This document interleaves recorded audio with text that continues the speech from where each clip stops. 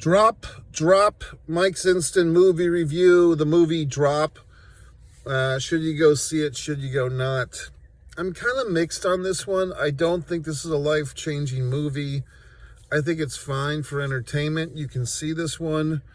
It's a fine movie to go see. I saw it tonight on Dolby Digital, which basically is a type of auditorium. It's a bigger screen, it's a sharper picture, and it's a better audio quality. Much better audio quality than the typical auditorium. Now, some of you fine folks probably just watch movies at home, but I always say go to the theater, support the movie houses. Movies are going to be one of those things where if the theaters ever go away, people will bitch and complain that there's no more movie theaters, yet the same people stay home and watch things on Netflix. Anyway, let's discuss this film. First off, if you're new to me, One Pro Wrestling and Sports Fan YouTube channel is one of my channels where like tons of my stuff is on, and also One Mike Messier. I'm not sure which channel I'm going to put this video on.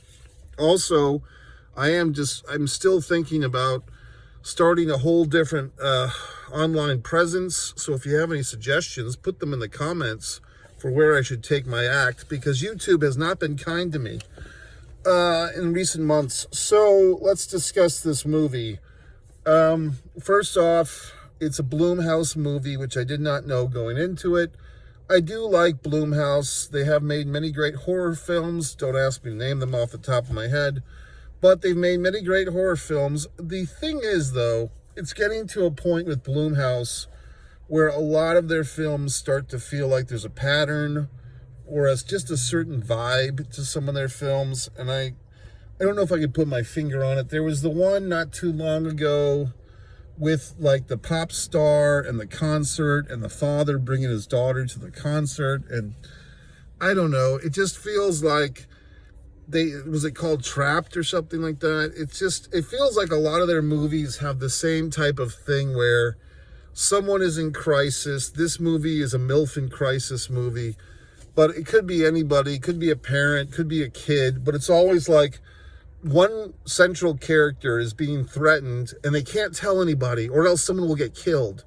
We've seen that for years in different movies, but it feels like that's kind of a trope of Blumhouse that they kind of use over and over again. The one rooting interest can't share the secret that they're under duress or whatever the fuck. So, it just gets to that point where it's like, I get it.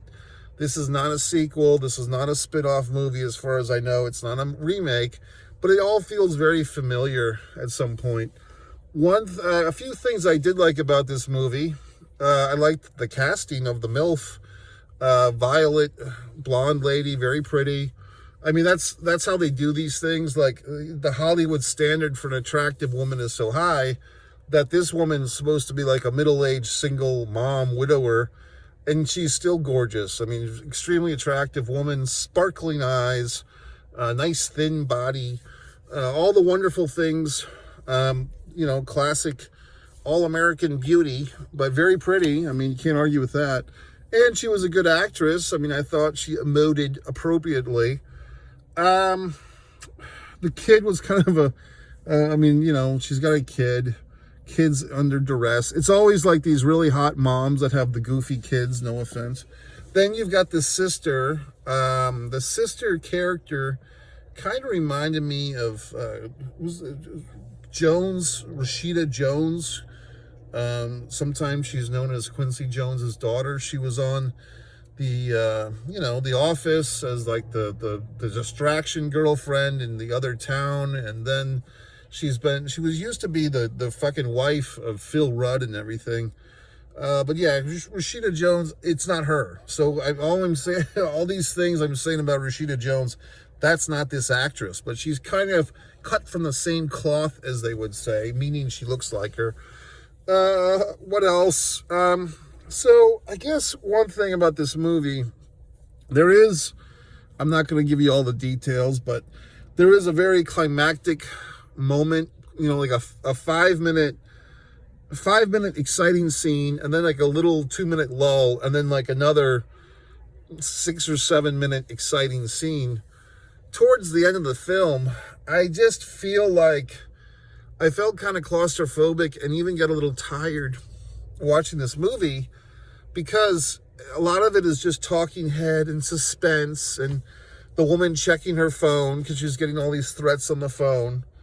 And you know how I feel. If you've seen any of my reviews, I really hate movies where the characters are on their phones the whole time, because that's just like real life, just as goddamn boring. I will give this movie credit. They had a little bit of fun and a little bit of imagination with the texting. Like, because, you know, I hate, and I'm sorry that why am I sorry? I'm sorry to myself that I'm saying like in this video, like a 5-year-old kid or a 16-year-old kid. But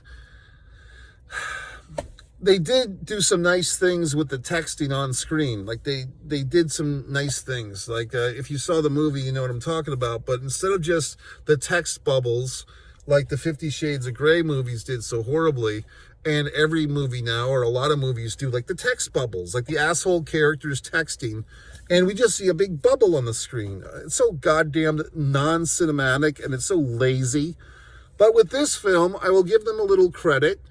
There was a lot of texting in this film, but at least they did some interesting things with that, with the pop-ups, okay? They kind of made them artistic, which was nice, because otherwise I would have shot myself in the head, like, you know.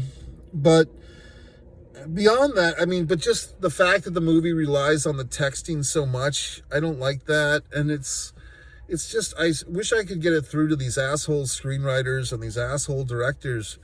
Texting is not cinematic, idiots, and neither is phone calls. So try to limit your goddamn movie scripts to have as little texting and as little phone calling as possible. But these assholes and these idiots don't listen to me. Of course, I've got tons of screenplays that are better than the pyramid of shit that we're seeing in the theaters all the time, but nobody's funding my goddamn screenplays. Anyway, let's get back to the review. The date was okay. The date guy, you know, and then, of course, there's all these twists and so forth. As you can see, you know, I saw a 6 o'clock screening of this film. It was, you know, one of the things when you get these apps that I get, when you get these subscriptions to AMC, you get to see the movies 1 or 2 nights early, so I get to see it before the herd. I don't know if this is going to be a big box office hit. I think it'll be a mild hit. I think the Blumhouse, you know, faithful and the horror faith will go see it. And it's probably a movie that some people will go see just because it's going to be played apparently on some of the Dolby Digital screens this weekend and so forth. So I'm sure it'll get a respectable audience. I don't think it'll be like Snow White, which will be boycotted and crucified and all types of things. But this movie, I just don't feel like it's something that anyone will give a shit in about, you know, 5 years from now. For whatever reason, it made me think of a movie from a long time ago, Blink. This was, I'm sure there's a few movies with that title, but this one had the beautiful Madeline Stowe, who was really this attractive woman. She was in a movie called Stakeout with Richard Dreyfuss and Emilio Estevez. Gorgeous woman. And Ray Liotta, the late great, I think Ray Liotta, and I think, well, was he? Yeah, I think he was. I think he was in it. And there was another guy, Aidan Quinn, is that the guy's name, or Adam, or whatever the fuck? But some other actor was Aidan Quinn. Does that sound familiar? For whatever reason, this movie reminded me of that, but I think Blink was actually better. A lot better. But any regard, this is just kind of a movie that's there. I think it's one of those things where if you go see it, you'll like it enough. But does it stick to your ribs like Grandma's Meatloaf? Probably not.